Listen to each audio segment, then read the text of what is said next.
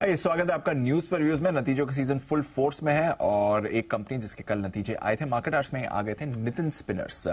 Q2 के नतीजे मैं पहले आपको बता देता हूं। 45% रेवेन्यू ग्रोथ आपने देखी है, मुनाफा आपका करीब 9% बढ़कर आया है, एबिटा आपका 44% बढ़ा है, मार्जिन स्टेबल रहा 11.3% के, थोड़ा गिरकर 11.1% पर आते हुए दिखे हैं। आइए बात करते हैं कंपनी के मैनेजमेंट के साथ और समझते हैं कि आगे का क्या है व्यू। दिनेश नौलखा साहब जो कि कंपनी के एमडी हैं हमारे साथ इस समय शो पर जुड़ रहे हैं। सर बहुत बहुत शुक्रिया जी बिजनेस को अपना वक्त देने के लिए।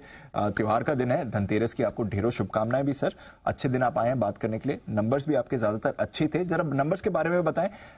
रेवेन्यू ग्रोथ अच्छी रही है, मार्जिन भी आपने मोर और लेस मेंटेन करे हैं, जरा बताएं इसके बारे में सर थोड़ा। सबसे पहले आपको जी बिजनेस के सभी व्यूअर्स को दीपावली और धनतेरस की बहुत बहुत शुभकामनाएं। Thank you sir. जैसा कि आपने अभी बताया कि हमारी रेवेन्यू ग्रोथ करीबन 45% रही है पिछले साल दर साल में, और पिछले क्वार्टर से करीबन हमारी रेवेन्यू ग्रोथ 20% के आसपास रही है। बेसिकली हमारा नया जो एक्सपांशन है वो चालू हो गया था और पार्टली चालू हो गया था, और उसकी वजह से ये जो आपने रेवेन्यू ग्रोथ देखी है उसी वजह से रही। जहां तक आगे जाकर के हमारा एक्सपांशन जो है फुल स्ट्रीम पे हो जाएगा, तो आगे जाकर के हम इसमें और भी कुछ इजाफा देख पाएंगे।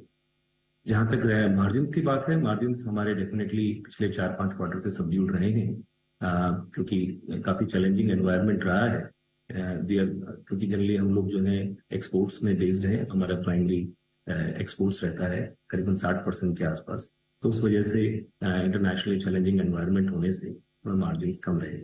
लेकिन आगे जाकर के हम देख रहे हैं कि मार्केट स्टेबलाइज हो रहे हैं और डिमांड भी एक रीजनेबल लेवल पे आ रही है, तो आगे जाके इसमें भी हम इंप्रूवमेंट की गुंजाइश देखते हैं। तो सर सेकंड हाफ की अगर आप बात करें इस फाइनेंशियल ईयर की, तो फिर कितनी ग्रोथ एक्सपेक्ट करने के लिए? जैसे आपने कहा नई कैपेसिटी ऑन स्ट्रीम आ गई है, आउटलुक भी इंप्रूव हो रहा है। जी जैसे करीबन हम अगर आप हमारे क्योंकि हमने पूरा प्रेजेंटेशन दिया है इस सिलसिले में, तो हमारी प्रोडक्शन जो है करीबन पिछले सालों में करीब 18,000 टन एवरी क्वार्टर रही है, करीबन 72,000 टन सालाना दर से हम प्रोड्यूस करके आए। अभी ये बढ़कर के इस पर्टिकुलर क्वार्टर में 21,000 टन हुई।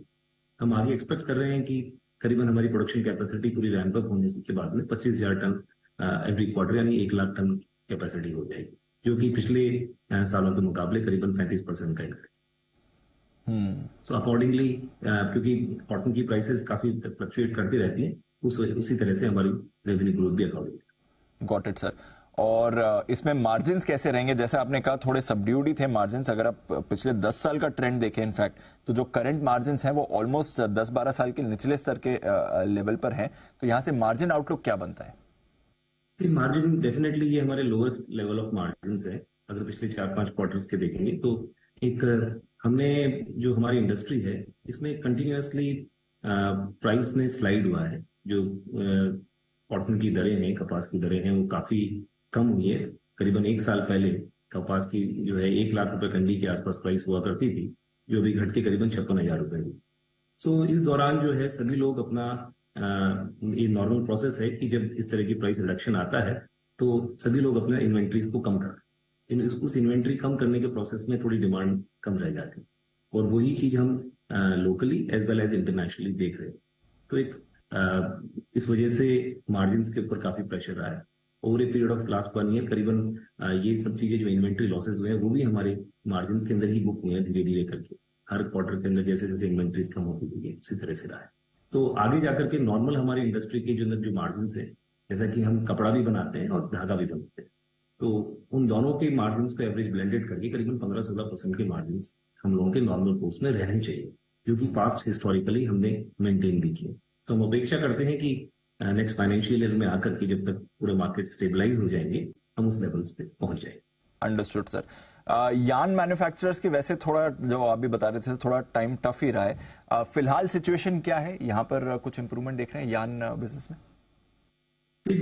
डिमांड परस्पेक्टिव से अगर हम देखेंगे तो डेफिनेटली थोड़ा पहले से बेटर हुआ है। नीचे के जो यान की प्राइसेस घटी हैं तो उसके बाद में डिमांड ठीक आई है। पिछले 2 महीने के अगर आप एक्सपोर्ट के डेटा देखेंगे तो करीबन हमारा नॉर्मली इंडिया से 115 से 120 मिलियन केजी का धागा एक्सपोर्ट होता हुआ आया है पिछले सालों के अंदर। अगर हम 2021 की बात करेंगे, 2022 की बात करेंगे, लेकिन इस साल के अंदर हर महीने करीबन जनवरी से लेकर के जून जुलाई तक एवरेज करीबन 65-70 मिलियन केजी का ही था, जो कि बढ़ के वापस अगस्त तक सितंबर में 115 से 120 मिलियन केजीज हो गया है। तो हम देख रहे हैं कि एक्सपोर्ट के अंदर डिमांड बेटर हो रही है, आगे भी ये रन रेट रहने की उम्मीद है। डोमेस्टिक में भी हम देख रहे हैं कि काफी पहले के मुकाबले काफी डिस्टॉकिंग हो जाने की वजह से ब्रांड्स की रिक्वायरमेंट्स आ रही है और वहां पर भी थोड़ा सा अपटिक नजर आ रहा है। ऑफ कोर्स प्राइसिंग में अभी भी कोई इंप्रूवमेंट ऐसा नजर नहीं आ रहा है और कोई मार्जिन में बहुत ज्यादा इंप्रूवमेंट नजर नहीं आ रहा है हमको अभी। तो ऐसा लगता है कि 4-6 महीने में सब स्टेबलाइज हो जाए। डिमांड अच्छी है बट प्राइसिंग पर फिलहाल थोड़ा टम समय लगेगा, तो 4 से 6 महीने लगने चाहिए इंप्रूवमेंट आने के लिए। सर बहुत बहुत शुक्रिया आज त्योहार के दिन हमारे साथ बात करने के लिए। एक बार फिर से आपको दिवाली की ढेरों शुभकामनाएं। Thank you sir. तो यह है आपके लिए नितिन